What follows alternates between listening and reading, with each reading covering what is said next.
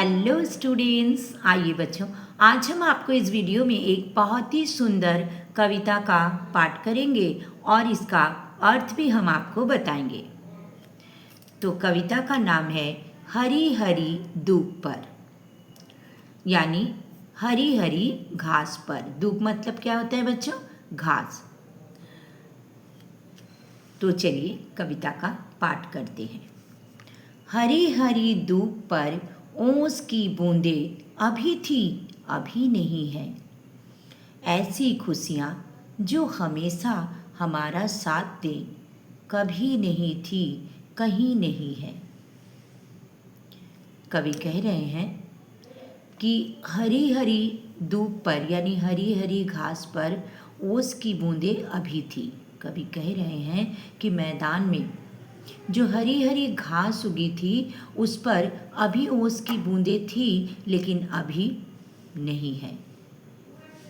यानी बच्चों, जो हरी हरी घास पर जब ओस की बूंदें गिरती है, भोर को वो दिखाई देता है, लेकिन जैसे ही सूरज उगते हैं और उसका ताप, उसका रोशनी उसमें पड़ता है, तो ये जो ओस होता है, इसकी बूंदें भाप बनकर उड़ जाती है। तो कवि कहना चाहते हैं इसके माध्यम से कि हमारे जीवन में सुख और दुख दोनों ही निरंतर चलते रहता है, लेकिन ये खुशी जो होता है ये क्षणिक के लिए, थोड़ी देर के लिए ही होती है। जैसे ओस की बूंदें थोड़ी देर के लिए आती है और फिर जैसे ही सूरज उगते हैं, उसका ताप उसमें पड़ता है, तो ये ओस भाप बनकर उड़ जाता है। नेक्स्ट पैरा देखिए। क्वार की कोख से फूटा बाल सूर्य जब पूरब की गोद में पांव फैलाने लगा, तो मेरी बगीची का पत्ता पत्ता जगमगाने लगा। मैं उगते सूर्य को नमस्कार करूं या उसके ताप से भाप बनी ओस की बूंदों को ढूंढूं। इस पंक्ति के माध्यम से कवि कहते हैं कि क्वार की कोख से, क्वार की महीना मतलब आश्विन की महीना, उस महीना में ये ओस की बूंदें दिखाई देती है। और जब पूरब दिशा से सूर्य का किरण जब आता है, सूरज उगते हैं और उसका जो रोशनी फैलने लगता है, तो कवि कहते हैं कि हमारे बगीचे में जो पत्ता है उसमें जो ओस गिरा हुआ होता है, सूरज का रोशनी गिरने पर उसकी पहली छटा में ये पत्ता में जो ओस गिरा हुआ रहता है वो जगमगाने लगता है। फिर कवि कहते हैं कि मैं उगते हुए सूरज को नमस्कार करूं या फिर उसके ताप से भाप बनी, जो उसकी ताप से भाप बनकर उड़ चुका है, उस ओस की बूंदों को ढूंढूं। उसके बाद नेक्स्ट पैरा देखिए। सूर्य एक सत्य है जिसे झुटलाया नहीं जा सकता, मगर ओस भी तो एक सच्चाई है। ये बात अलग है कि ओस क्षणिक है। क्यों न मैं क्षण क्षण को जीऊं, कण कण में बिखरे सौंदर्यों को भी। कवि कह रहे हैं कि सूर्य का उगना और अस्त जाना ये तो सच है, इसे कोई भी नहीं झुठला सकता है, क्योंकि सूरज जो है वो प्रतिदिन उगते हैं, इसमें कोई संदेह नहीं है। लेकिन ओस भी तो एक सच्चाई है। हाँ, ये बात कवि बोल रहे हैं कि ये बात अलग है कि ओस जो है वो क्षणिक है। क्षणिक मतलब थोड़ा देर के लिए ही ओस को दिखाई देता है।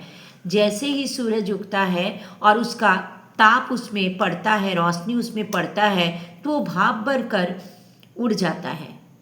लेकिन ये भी तो सच है कि ओस भी तो होता ही है थोड़ी देर के लिए ही।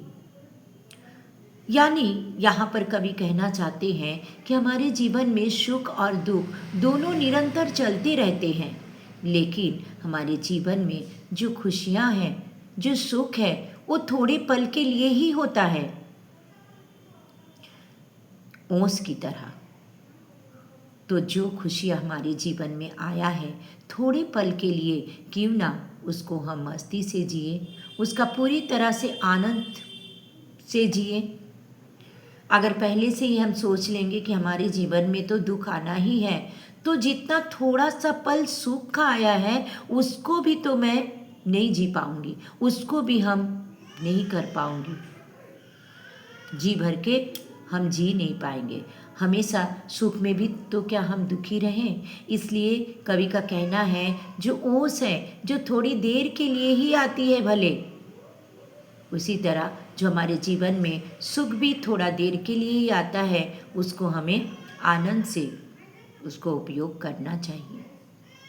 और ये जो सौंदर्य है, बिखरे हुए जो प्रकृति में जो ये सौंदर्य है, उसको हम जी भर के उसको देखूं।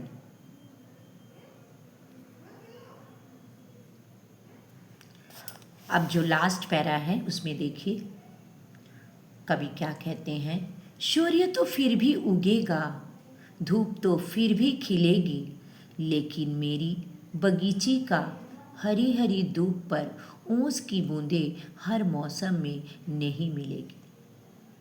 कवि कह रहे हैं, जो सूर्य है वो तो फिर भी उगेगा ही, वो निरंतर चलने वाला, वो हमेशा होने वाला है, क्योंकि सूरज का उगना और अस्त जाना ये हमेशा निरंतर चलते रहेगा। और धूप भी तो खिलेगी, सूरज उगेगा तो धूप तो खिलेगा, क्योंकि ये प्रकृति का नियम है, ये कभी बदल नहीं सकता, ये कभी भी रुक नहीं सकता है। लेकिन कवि कह रहे हैं कि हमारे बगीचे की ये जो हरी हरी घास है, इसके ऊपर जो ओस की बूंदें हैं, ये तो हर मौसम में नहीं मिलेगी। केवल क्वार के महीने यानी आश्विन के महीने में ही ये ओस जो है इसको देखने को मिलेगी। यानी कवि इसके माध्यम से हमें ये समझाना चाहते हैं कि हमारे जीवन में सुख और दुख निरंतर चलते ही रहता है। सुख का पल जो होता है वो बहुत कम समय के लिए, क्षणिक के लिए होता है। तो हमारे जीवन में जब सुख आए तो उसको हमें जी भर के जीना चाहिए, उसका आनंद लेना चाहिए, ये सोचकर नहीं कि हमें तो फिर से दुख झेलना ही है। दुख आएगा, हर एक का जीवन में सुख और दुख दोनों ही आता है। तो दुख से भी हमें घबराना नहीं चाहिए, दुख का भी सामना करने होगा, खुशी खुशी उसका सामना करने होगा। लेकिन हमारे जीवन में जो जब सुख आए, ओस की तरह सुख आए, क्षणिक के लिए ही सही, उसको हमें जी भर के उसका आनंद लेना चाहिए, तभी हमारे जीवन में हम सुख पा सकेंगे। और इस कविता के जो कवि है वे हैं श्री अटल बिहारी वाजपेयी जी। तो ये सुंदर सा कविता यहीं पर खत्म होती है। तो बच्चों, अगर आपको ये कविता अच्छा लगा, इसका अर्थ अच्छा लगा, तो वीडियो को लाइक ज़रूर कीजिएगा और अपने दोस्त को भी शेयर कर दीजिएगा, ताकि आपकी दोस्त भी सीख सके। और बच्चों, अगर आपका लिखित रूप में इसका भावार्थ चाहिए तो आप मुझे कमेंट कर सकते हो, मैं आपका हेल्प करने का पूरा कोशिश करूँगी। तो बच्चों, फिर मिलेंगे नेक्स्ट वीडियो में। Thank you so much, bye bye.